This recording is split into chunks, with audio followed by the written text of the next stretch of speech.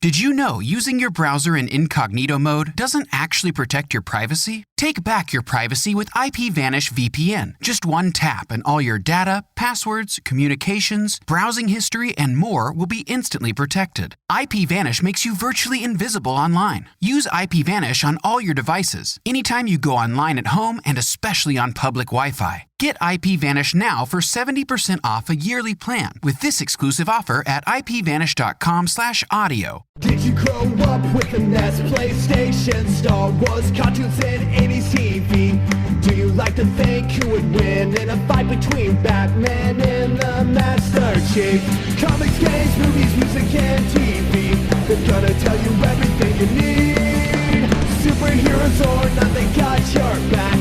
They're gonna save the world of geeks.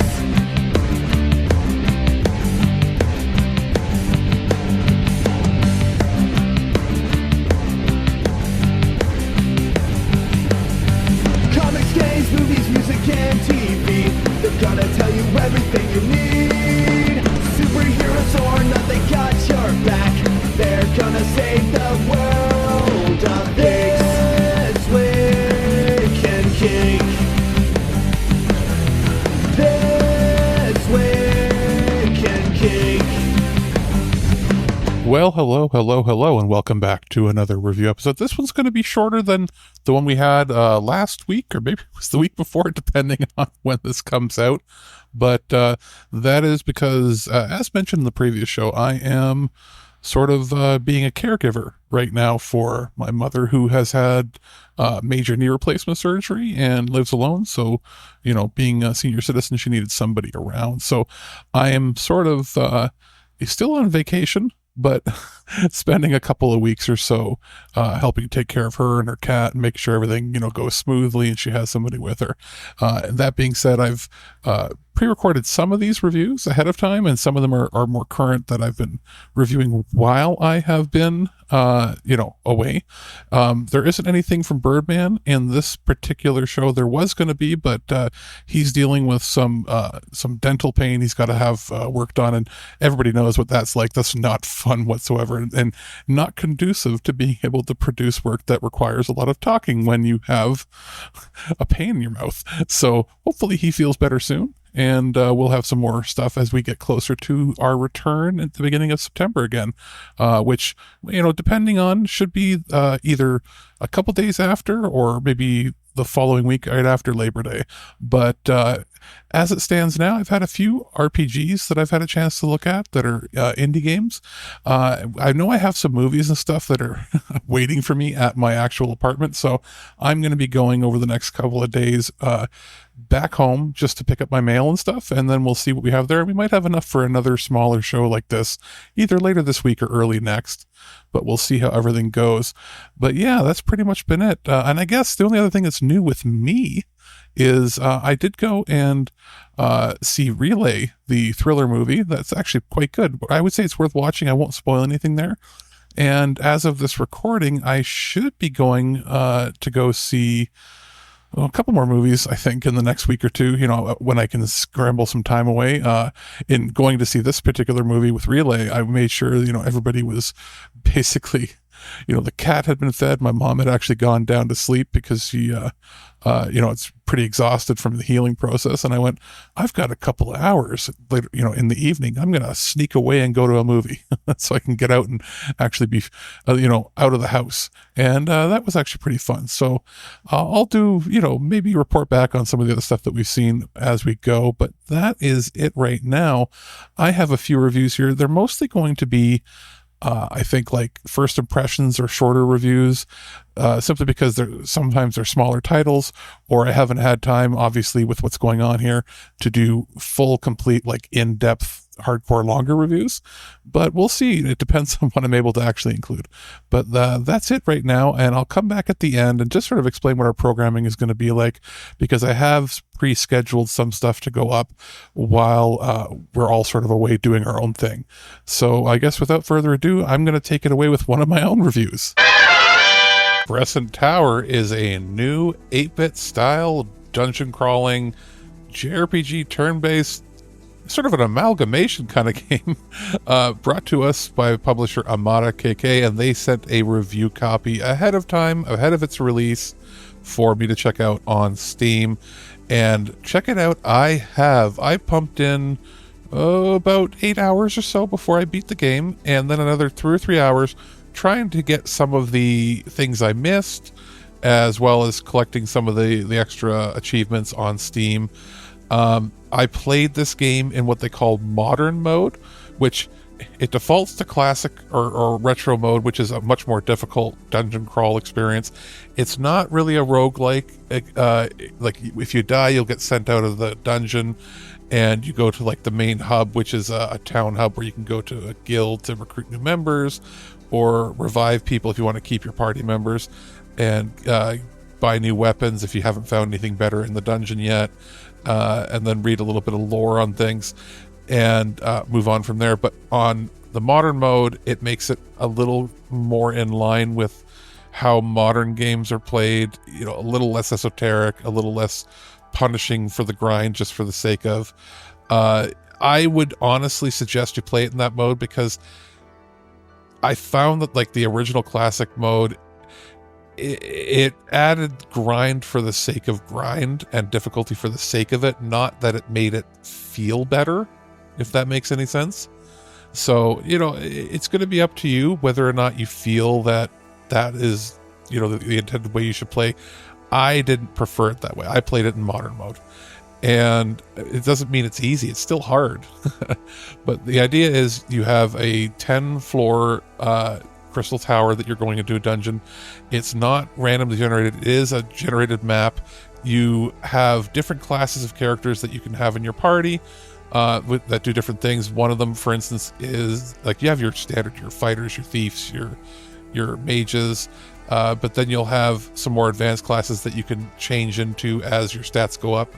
A little bit of Dragon Quest, sort of the way that they designed their job system. And you also have like adventurers that can map out the dungeon easier, so that it'll auto map once you level them up to a certain point. And the idea is you're going through finding items, unlocking different ways to get through. There's out of battle abilities that each class can use, and for the most part each class has one or two that is required to use on at least one of the floors to advance. So one could be like finding a hidden wall, using a barrier, praying at a barrier to get rid of it. One can be smashing through a wall. Another one can be an area where you can't move over because there's traps that would send you, warping you back to a different part of the world or level, but you can skip over it by jumping over it using a lightning attack. So there's certain things you have to think about in how to traverse. And then there's certain areas that you can reach that you can unlock. Like there is one, I won't say where, but to get to a certain area, you have to think outside the box. There's a spell called Lift that can, remove people from battle, but when you're outside, Lift just makes you sort of bonk your head on the ceiling. Well, if you look at your map and you realize that the floor above you has a hole, in one of the parts of the map, if you position yourself below that on the floor below and use Lift, it will then shoot you up through the hole into the next floor, into an area you can't access any other way. There's some stuff like that you have to consider when you're playing it. You can also encounter other adventure NPCs that give you advice through each floor that you can also steal from or do battle with. You can do extra things like that to get extra levels. It will get very grindy once you get past a certain level. I think it's like level 10 or 11 in your characters. I ended up beating the game at level 16, I think, for most of my characters, 15 or 16. But it starts to get real grindy beyond that unless you're fighting on like the final floor. And for the most part, it's a scripted, very tightly concise world they put together. The battle system feels pretty good. It has music that is very reminiscent. It's like legally distinct Final Fantasy, if that makes any sense. They've sort of pulled a little bit here and there from a lot of different 8-bit inspired games and put it all in here. Now, the battles are pretty simple, turn-based affairs. Nothing, too crazy to write home about. all of those abilities you can use in the field also have a different ability when in battle. There's not a ton of different enemy varieties to deal with, but you can actually go through and see them in a bestiary. There's also items to collect, and whenever you get a new item, it pops up telling you if it's new or not. Certain items can only be equipped by certain classes. There's the difficulty is more so, at least when you're playing it on modern, more so at the beginning of the game, and then at the very end. The middle part gets fairly easy once you get into the loop, and once you get powerful enough, it only gets hard at the end. So it's like the bell curve for it is much more difficult at the beginning and much more difficult at the end, which I guess is fine. And again, it's not like it's a super crazy long affair, and it's priced, I think, at depending on your region, about $10 or so. So it's definitely worth the money and time that you're going to put into it. There isn't, like, as far as I could tell, like a New Game Plus, but you can go in and there's some secrets and stuff you can get after.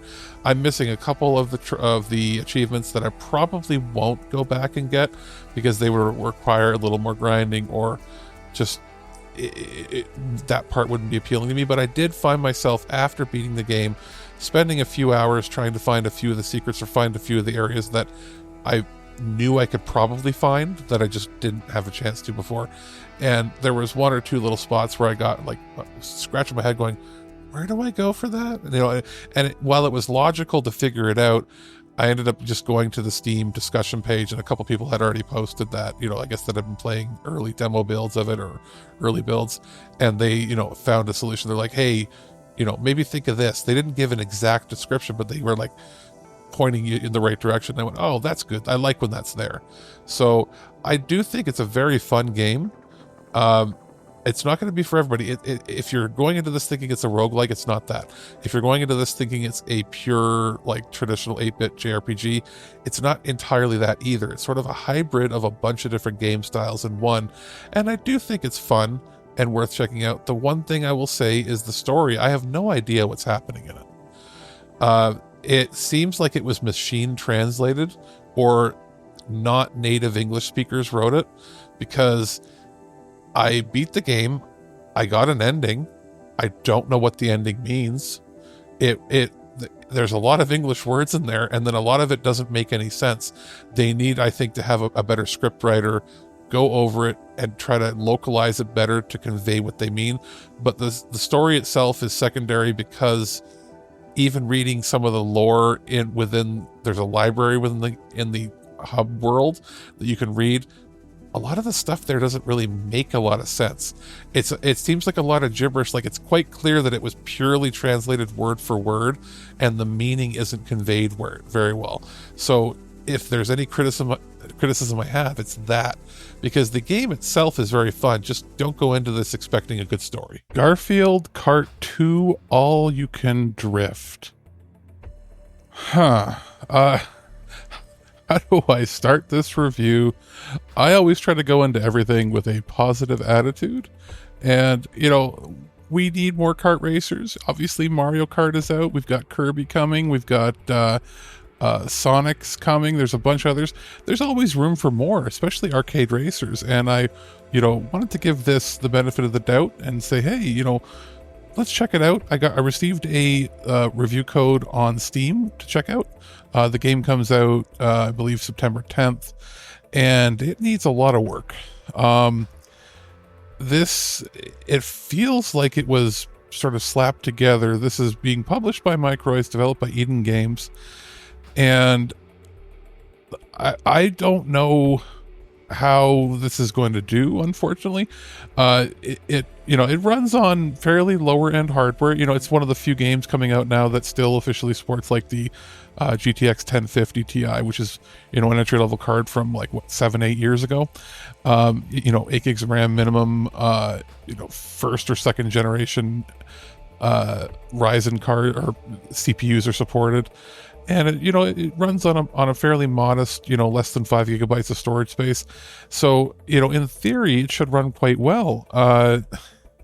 Only problem is, this is a racing game, specifically a racing / arcade racer that does not support controllers. on their Steam page, it says partial controller support. It doesn't support controllers at all. When, I went to connect both, wireless Bluetooth controller, standard, using the Xbox controller for Windows PC, and I tried a wired controller specifically. Both times it pops up saying your controller is not supported. You can't control the menu. I don't know if there's plans to patch it later on, but for ostensibly a kids/family racing game, it has no controller support, and there's no steering wheel, nothing. I wasn't expecting a steering wheel support, but no gamepad support for a children's arcade racing game. Obviously that's going to be a different story if you play it on consoles, but for PC, that is the laziest I've ever seen a game like this that's targeting children and families. And not to mention, using a keyboard. I used a wireless keyboard. I tried a wired keyboard. The controls aren't great. It doesn't feel great to race. Visually, it's probably adequate. But there's a lot more that should have been in this. I'm pretty disappointed with it. I wasn't expecting a ton, but I was expecting basic controller support. And without that, I can't recommend it to anybody on PC. However, that may change if they do patch it. Maybe we'll return to it and talk about it again. But as far as, on PC, it's not recommended whatsoever. On console, that's yet to be seen. We didn't receive a review code.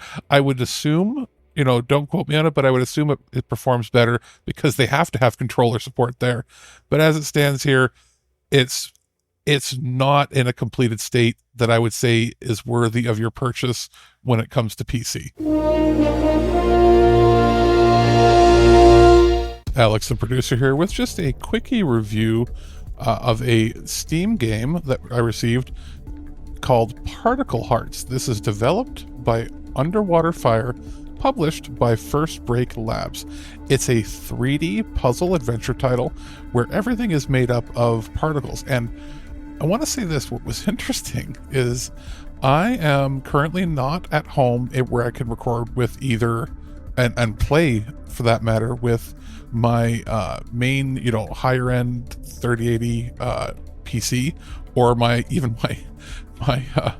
computer that has the Intel Arc A380. I am away, helping take care of family, and I was able to play this, believe it or not, a game completely based on particle effects on an Intel N95 $150 mini PC without even dedicated graphics, just a 12th gen Intel basically mini PC, low end one, really low end, $150 PC, and I was able to play it at 720p with basically full frame rate. It was not going to be the prettiest looking thing, and it surprisingly held up quite well, and I was able to get, I would say probably 75 to 80% of the experience that I would normally get on a higher end PC, just at a lower resolution. So kudos to the developers for actually coding something that works, that shouldn't seem that it should work on low-end hardware, but it certainly does. And what's interesting is this is also available. It's obviously Steam Deck certified, which if it runs on this low-end hardware, this low, we're talking netbook almost hardware, it will certainly work well there. It's also on PS5, Xbox Series X and S, and Nintendo Switch. You basically control a character that gets multiple different abilities that you use to manipulate the world around you, which is basically entirely created with different floating particles of different colors, shapes, and different material properties. You solve different puzzles, you evade different enemies, you gain access to tons of different hidden areas, tons to explore in here, and you're slowly uncovering things. There is a tutorial sort of part at the beginning where you're able to encounter tooltips and tutorial tips to get you going. It is beautiful. It's a very almost Zen-like experience. It's kind of mesmerizing. Audio is pretty pretty good. I'd say it suits it quite well, but this is all about how it feels to walk around in the world and just how detailed everything is, while having like a mixture of like a HD lo-fi effect. It's very interesting, and I do think it's worth checking out. It's not going to be for absolutely everybody, but if you're looking for a different sort of experience, it almost gave me this kind of feels that I had when playing like Flower or Linger in Shadows, like some of those tech demo-y / game that you saw on like the mid to late era PS3, early PS4. It's that sort of feeling. Also worked well with my game controller pad that I was using. I was using a fairly cheap, wired controller, but it'll work with pretty much anything. It does work also with keyboard and mouse, obviously, but I do think it works better with controller, and I do think it's worth checking out. I definitely think it's going to captivate some people's, awe of wonder, mystery, and just seeing how all these particles interact with everything. Alex, the producer here, with just a quickie review, I guess more of a review impressions of Quartet. That is a new RPG, classic 16-bit looking RPG, available, at least for me, playing it on PC. This is interesting in that we've sort of had a flood, a deluge of retro-inspired RPGs coming out the last few years, and they're of, for the most part, varying quality. It's been kind of hard to find one that is just like top tier, and at least right now, this is, at least from what I've played so far, I'm a fair bit in, but I'm not all the way through yet. I might take longer than normal to beat this because I am currently being a caregiver for my mom who's had major surgery. So I've only been able to play this in bits and spurts, but I'm having a good time with it. And I can say this, it's not a cookie cutter game. It doesn't look like it's like an RPG Maker or cookie cutter sort of game. It is, a style all its own, beautiful. The battle system lets you see the turn orders. It's taken a lot of cues from more modern games and applied that into what looks like it could have come from like 1995, 1996 late era 16-bit games. Having a great time with it so far. Visually very appealing. Audio works well, not top tier, but I would say serviceable and entertaining for sure. Controls works great with game pads. Doesn't matter what it is, just sort of maps it, and it works on a scaling different hardware. There is some vanity in it. It's not like major or anything, and obviously violence in it, but it's nothing that I would say would be objectionable for kids to play. Not really, at least from what I've seen so far. As far as requirements for a computer, this thing runs on a potato.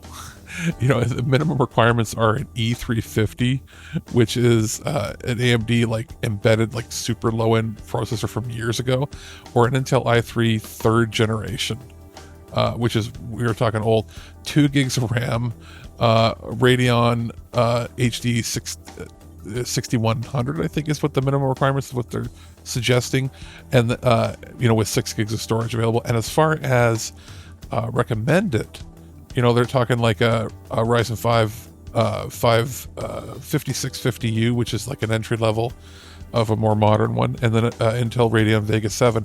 I can tell you right now, this game plays perfectly fine on the little tiny $150, and now that's $150 Canadian, so that's like $100 US. Chinese computer that I have, it's like a little Intel mini PC that has an N95 in it. So it's 12th gen, but like the cheapest processor possible. I've got 8 gigs of RAM in there, and it's just got the onboard video, and it plays at 1080p perfectly fine, no screen tearing, full VSync with 0 issues. So this will run on anything and still look and feel great playing it. So I'm very happy with it. I'm going to probably come back and circle back when we do like full reviews later on, or maybe a full recommendation for our gift guides, because this is definitely going to be making our holiday gift guide for at least indie titles that you should check out. And I'm very, very happy with it. If you're a fan of any JRPGs at all, this is definitely one to check out. Alex, the producer here, with just a very quick preview / I guess first impressions review. Our friends over at Microid sent a review copy on PlayStation 5 for Space Adventure Cobra: The Awakening. This is a action platformer game that is 20, 30 years in the making, I guess. No, really. But it was kind of surprising when I heard about it, when it was announced, because for those uninitiated, Space Adventure Cobra was one of the earlier animes to get, films to get a proper, dub and release, theatrically and on video, way back in the day, in North America. Back when that was still a pretty big rarity, without having major alterations, adaptations, reinventions. You can look up all the history of what happened with Gundam and how Voltron came to be, and how what's happened with Macross and Robotech and all this. And Space Adventure Cobra was one of the ones that, if you went to your local video store, if they had a quotes Japanimation section, that was one of the films that was always there. And it was one of those properties that sort of has been beloved both in the dub and then as also obviously the sub version. And for years, whenever new technology came out, there'd be a Laserdisc copy, a VHS copy, a DVD, an early Blu-ray. And, don't quote me 100% on this, but I believe that when the 4K Blu-rays, the UHD discs came out, Space Adventure Cobra was one of the first animes to get brought out with a worldwide release on there, and with tone mapping and everything. And I remember wanting to seek it out, and it sold out pretty darn quickly, but it had a wide release at one point. So that shows you how popular, if not with the youngest generation of kids that are watching anime, anybody over 30 that is a big anime head would know about it. And it was nice to check out this game. It has the right visual cues, and it takes from the anime itself and translates quite well to a hand-drawn sort of look to the platforming. You're running around, you're shooting, you're planning out your attacks. There's different powers you can use with your gun. There's different ways to sort of jump across and use abilities to daisy chain jumps and that sort of stuff. It isn't the highest budgeted looking game out there, but it does have a charm all its own. Audio wise, it has, quote unquote amazing voice acting, and that itself, it's fun to listen to. It does feel like you're playing the anime, which is a good thing for this type of game. And most importantly, it does have the right feel. It feels like a HD interpretation of something that would have come out when the original property was made. And that's very important to get right for this sort of thing, to be a proper nod to the original property. And I'm happy with it. I do think it's not going to be for absolutely everybody out there, but it's a good way to get into it. And I wouldn't put it past people to make a good gift down the line if you want to pair the 4K copy of the movie with this game. Maybe do that, because it could be sort of an anime gift pack if you want to think about it like that. So I do think that Microids did a good job in getting this together and publishing it. I would say it's worth your time, especially if you like platformers. Alex, the producer here, just to talk about Warhammer 40k Dawn of War Definitive Edition.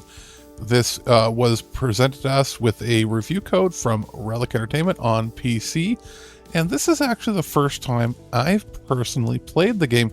I have friends and family that have been big fans of it, the Warhammer series in general, but specifically Dawn of War. This was one of the bigger, if not the biggest, RTS game of that generation when it came out, when a lot of other franchises and companies had slowed down, at least in North America, releasing bigger budget titles like this. And it's nice to jump in and see what they've done to improve it. It still at its core has the same gameplay that, from what I've seen, that it always had. It's just had a really good coat of paint added to it, a bunch of quality of life updates. It obviously works with all modern copies of Windows, because we know how much of a pain it can be to play things that were made specifically for earlier versions of Windows without patches. So it has all of that included. Increases to the audio, the ability to scale to much better resolutions and different types of resolutions. It has all 9 factions from different parts of the lore all put in here. You have basically every bit of updates and expansions and things that they would have had in the original version of it. It has 4 full campaigns. It's got basically everything you'd want, plus multiplayer, up to 8 players, but 2 to 8 players. There's so many different modes that I can't even go over everything. This is more of an overview, and just to say that I am hooked. I'm very happy with the quality of what they've done here. And on top of that, they've smartly made it so that it runs on fairly modest hardware. Yes, of course, this is a definitive edition remaster of an older game, as you'd call it, but they didn't go nuts with having to require high-end hardware. It's very, very well optimized. It's recommending as its minimum a 6th gen Intel, so we're talking like a 9-year-old or more like 10-year-old actually, I think at this point, CPU, with a minimum of quad core, which is basically everything, 8 gigs of RAM, as well as a GTX 950, which is I think one of the oldest video cards that we'll see this year that's recommended, or a Radeon R9 370 or equivalent. Basically, you need to have DirectX 9 support, which means it'll run on anything that still runs current version of Windows, and you'll need about 25 gigs of space available because it has updated graphics and all the expansions and everything included here. So kudos to them. I do think this is a great way for people to get into Warhammer 40k, especially since this is one of those titles that was sort of legendary for being one of the top tier games in the franchise, and now you can look at it from in completely new light. Those magnificent bastards! Color me kooky, but something very odd is going on around here. You're not allowed to talk anymore. And that's going to do it for the show this week. What do we have coming up? Well, as far as stuff that's pre-scheduled, we have more Earth vs. Soup coming. We have Creature from the Black Lake from 1976, as well as the following week from now, we have Astro Zombies from 1968. As far as any other programming we've got coming up, we have a loose cannon on Weird Al's projects. So that will come out, I believe, next week. And beyond that, we have some more, let's see here, we have a Cyberpunk special. We've got an episode on the Aladdin trilogy, as well as Judge Dredd and Dredd, Treasure Planet, Atlantis, Lost Empire, what is it? I forget the name of that, as well as Goofy Movie Double Bill. We've got a few others in the works as well, but that's sort of what we've got ready as we come back to full production in September. So hope that you found some of the stuff we talked about here interesting, or are at least considering some of the titles for yourself. And I know that the fall season is where everything really picks up, and it looks like nearing the end of this month, the next couple of weeks, we're going to start seeing an influx of a lot more stuff to talk about. It's been an interesting summer. I know when Birdman is feeling back to normal, we'll have a discussion, and there is plans to do a prototype on things that were talked about at Gamescom, as well as the Kirby Direct, and maybe if there's a state of play or anything, we'll sort of do a fall preview / roundup discussion on all the Summer of Gaming stuff when we do a prototype, probably early September. And, that'll sort of feed us into when we're getting ready. Crazy enough, already steaming right ahead for the holiday season. But that's it right now. I'll be back maybe next week, depending on how many review items we get in. And then we'll be back probably in 2 weeks' time with our regular programming as we scale back up to full production right here at ThisWeekInGeek.net. At no point in your rambling, incoherent response were you even close to anything that could be considered a rational thought. Thanks for listening to this episode of This Week in Geek. Hungry for more? Check out our website at ThisWeekInGeek.net. You can subscribe to the podcast, browse our Twitter and Instagram, and leave your thoughts on today's topics. If you'd like to give us some feedback, send us an email at feedback@ThisWeekInGeek.net. Tune in next time, and remember, lower your shields and surrender your listenership. We would be honored if you would join us. Thank you for your cooperation. Good night.